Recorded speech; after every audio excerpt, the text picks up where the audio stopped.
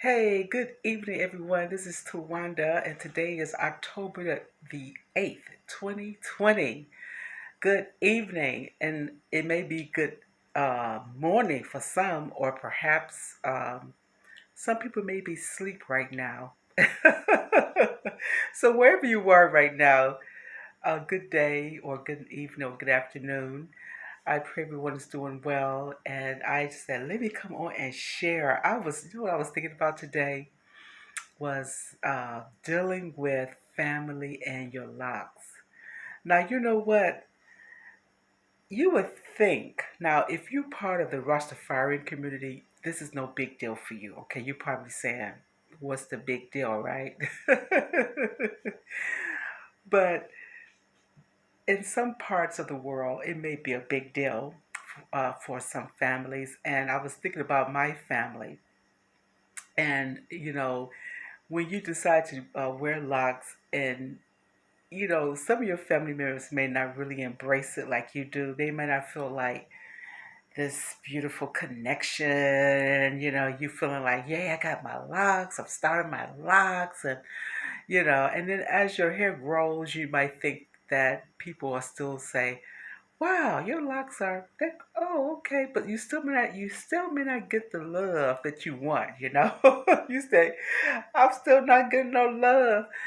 But you know what? As I talk to people, like I was sharing with, well, actually, a friend of mine was sharing with me one day. She said that she wants locks so bad, but her husband doesn't want her to get it. She says, my husband does not like locks. And he says, no, please don't get them. I said, are you serious? He says, and then I said, wow. But anyway, you'd be surprised. Sometimes you might want to get logs and then you have to consult with your mates. And I had another friend whose wife said, well, if you get locks, you're going to have to keep them looking really neat. I mean, you have to keep them neat looking. I don't want that wild look, okay? So I was like, really? So as you go through your lock journey, people share with you their luck journeys, about their experiences with their families of wanting to get them, and then if you do get them, it's under a stipulation, you know. So I was thinking about my own family, and you begin to realize who likes locks and who don't like locks. Let a special event come up that you're invited to or you're going to participate in, and it comes to what you're going to wear, and see how people look at your locks. They're going to be like, "Ooh, what you gonna do about your hair? What you gonna do? And you can feel this certain energy, like, for once, can they just change your hair? Like, could you just do something different? Can you do something different? And then I had one family member say, "Are you able to comb that out? Just comb it out. Are you able to comb it out?" I'm like, "What?" So sometimes, you'd be surprised of how people really feel about your hair if you just kind of pay attention, and especially when there are situations where you might have to go on a date, and then people are looking at you like, okay, the outfit is cute, but okay. So you just be surprised of what people think, how they feel about your hair. Just let a special event come up or something, and then you'll begin to see the spirit of that person. And it's not like they're being mean. I don't think they're being mean or they're trying to be indifferent. It's just something new for them too. Because when you begin the journey, your hair really affects the whole family. And you would think that it wouldn't, because I thought that this is my hair. Ain't no big deal. What's the problem? And then you begin to hear little things here and there as time go on. But you know what? It's not a bad thing. It's just that people are entitled to their own opinion. And, but I think it would be very hard if you had a spouse or if you had someone who's very special to you romantically, you'll probably feel a certain kind of way because they like people like to play in your hair, and it's like a social thing. You think about the professional, the social life, and you have to think about the whole package. But you know what? It's like I believe that once you begin to just continue to embrace your own beautiful locks, in time people will begin to say, you know what, it's okay, But it takes time.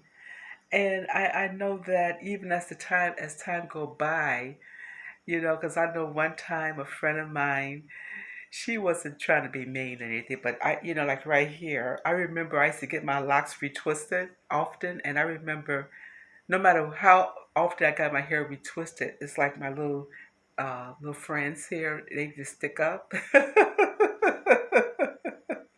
It's like, like we have to think with our baby hair.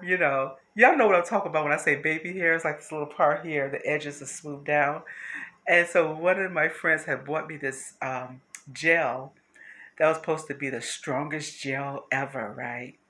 I mean, super strong, like super, super strong. And so I was telling her, I said, you know what? My hair is very resistant. When you have salt and pepper hair, it's like it's very resistant. It just it doesn't want to lay it doesn't want to lay down, right? So I have a few uh, hair strings that just like to stick up, like just like I don't care what time of day, it would just go right. So she was trying to be helpful, so she decided to get this gel, and it's like after 15 minutes or so, it just went like doo doo. And so I started laughing, and she was just trying to find a way to really, control the physique, the what you call the frizzies and all that. But the fizzies is part of it. It's part of the journey of locking. There's going to be some frizziness. And so some people don't understand that. It's going to be kind of fizzy, and that's what produces the lock. But people be like, "Oh no, lay that down. They got to be laid down. Get that gel." But anyway, you'd be surprised, and some people just want to find peace with you and your hair, and then they feel like they don't want your hair to hold you back. They don't want to hold you back romantically, professionally, socially.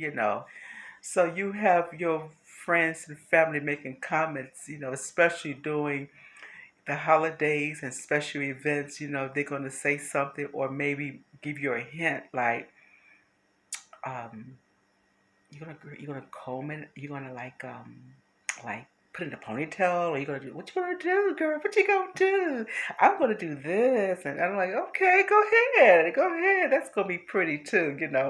So as when you become part of the lock community, you're not putting down. Well, I don't.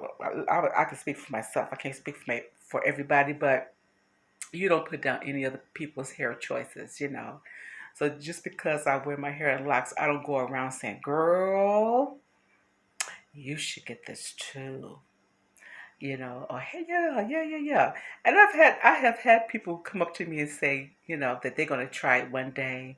They're gonna say, "Yeah, I want to try it one day. I've been watching you, and I think I'm gonna try it one day." So they, ask you questions, so that those people are embracing it like you are embracing it.